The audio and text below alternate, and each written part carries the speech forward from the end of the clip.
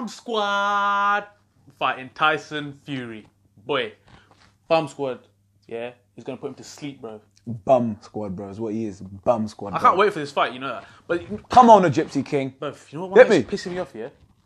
Is this build-up, bro. What is going on, bro? Seriously, it's like a circus, isn't it? They were almost lips to each other at one point. I swear down, I was literally waiting, yeah, for this to happen, bro.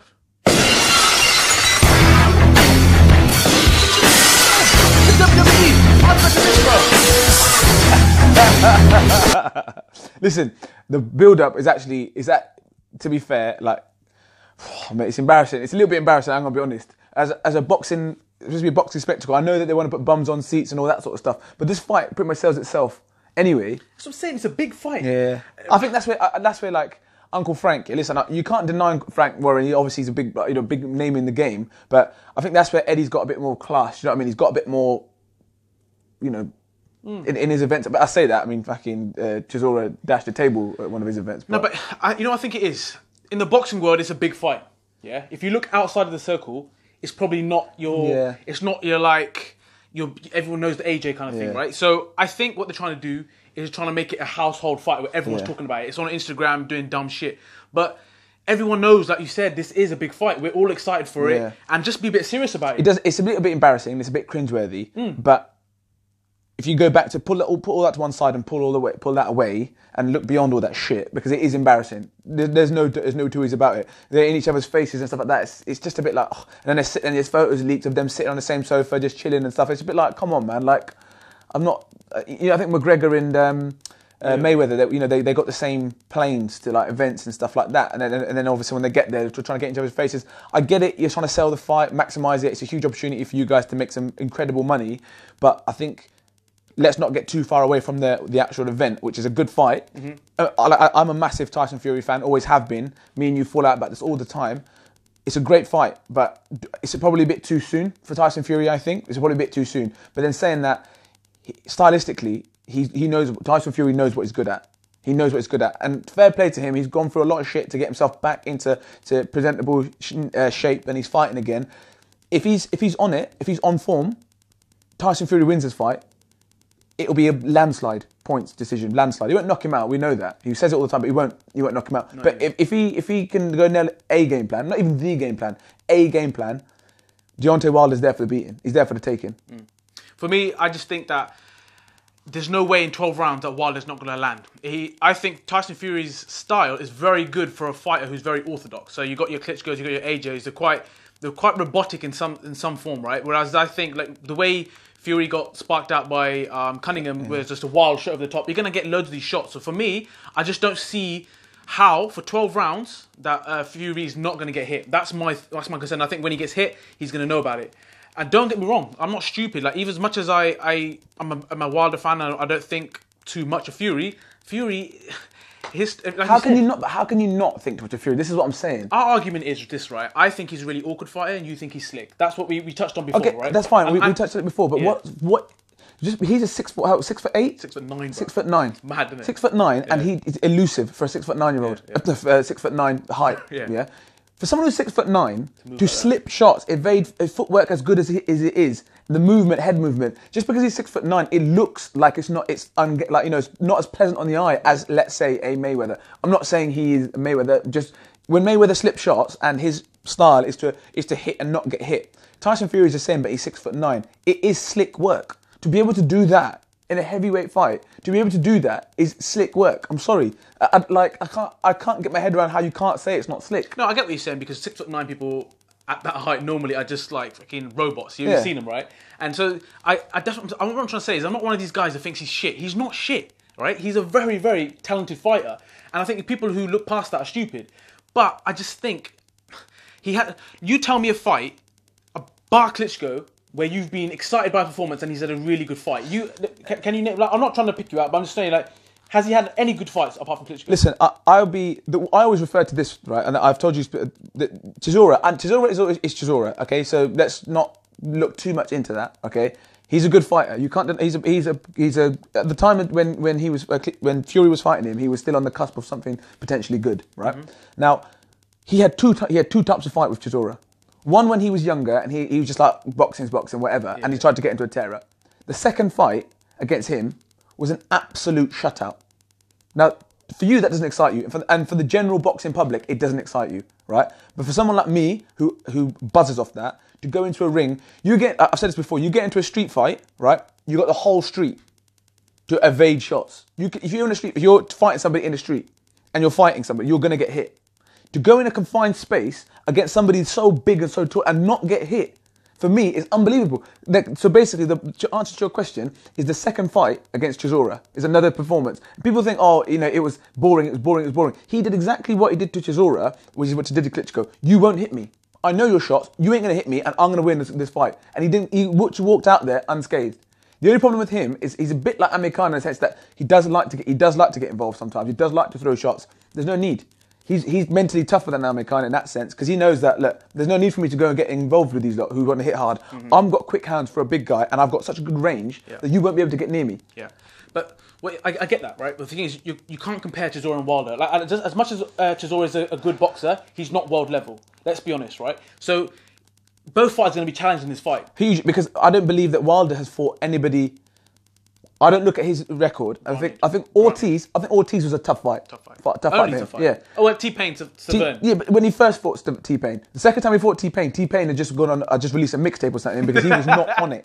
He wasn't on it. Yeah. Do you know what I mean? So, like, I think, again, people would look at this and be like, oh yeah, you guys are sitting there, you're not the ones that get in the ring. Listen, hats off. To win that many fights, you find a way to win those fights. Tyson Fury has also done the same thing, but I don't think that they've been up there with the elite opposition. The one time that Wilder went in with somebody real credible was Ortiz, and almost lost is probably the wrong word to say, but he was troubled. He was in deep waters. Yeah, and he come out. Klitschko was the best in the world.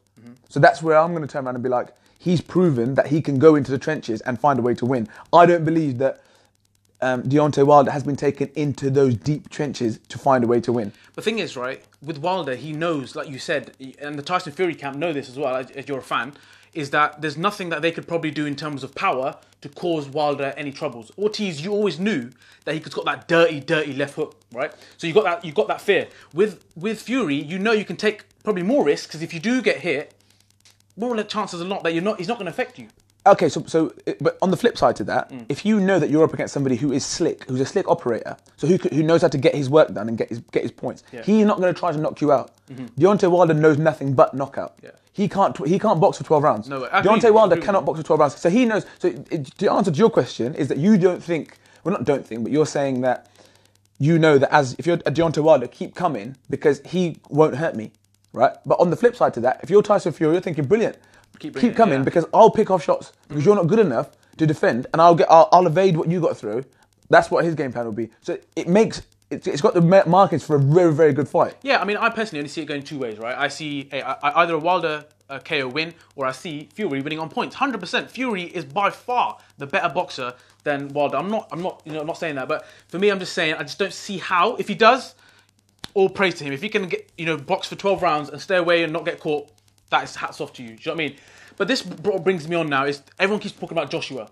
Leave Joshua alone, bro. The reason why I have to talk about Joshua is all this talk about I'm the lineal champion. Let's get this right. You lost your belts to your own fault.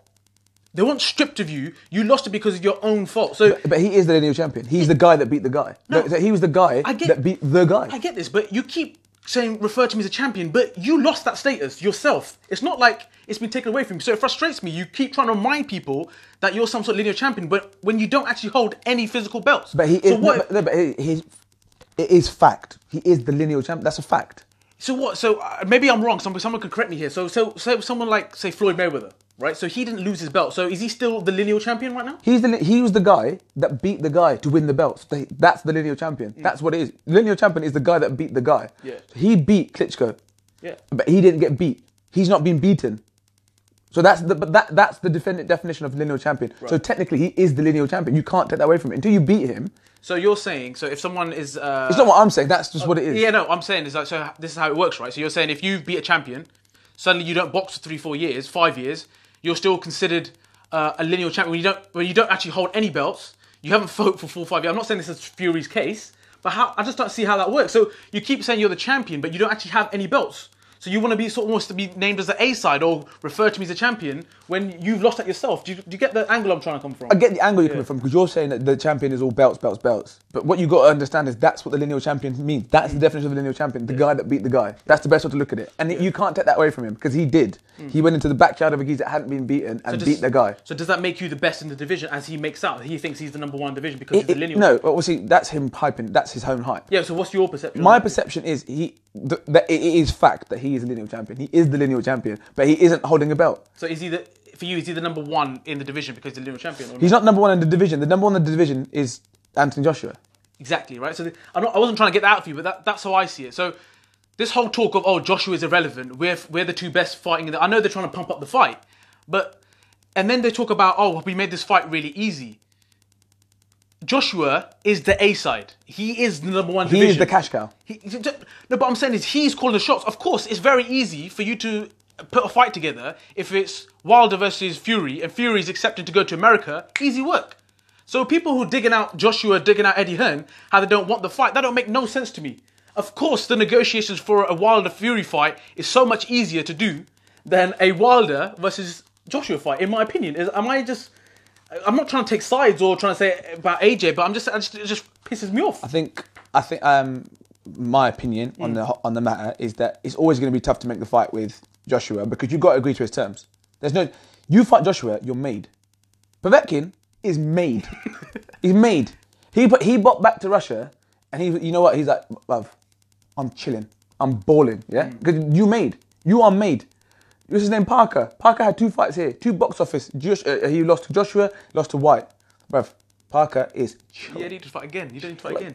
But that's what I'm saying. But the reason why it's easy to make Wilder and Fury is because both of them, they can't call the shots. Exactly. Because Frank Warren and Tyson Fury, they're buzzing to make that fight because they're thinking, payday, right? Exactly. Whereas Deontay Wilder needs to make his name bigger over here. Fact. Yeah. So people saying that Joshua doesn't want this fight. That's bullshit, right? Yeah, it's not. Why would he not want this fight? It's not. He doesn't want the fight. I don't think. But equally, it's got to be right for everybody. It's got to be right for all parties. And as much as that annoys me, because I'm a boxing fan and I want to see the fight happen, but I also, we're also in our day-to-day professions is business. We know how business works, and as a business, you've got to make the most informed decision for your business. Because at the end of the day, everyone does whatever they do to make their money. They put everything on the line to earn this status.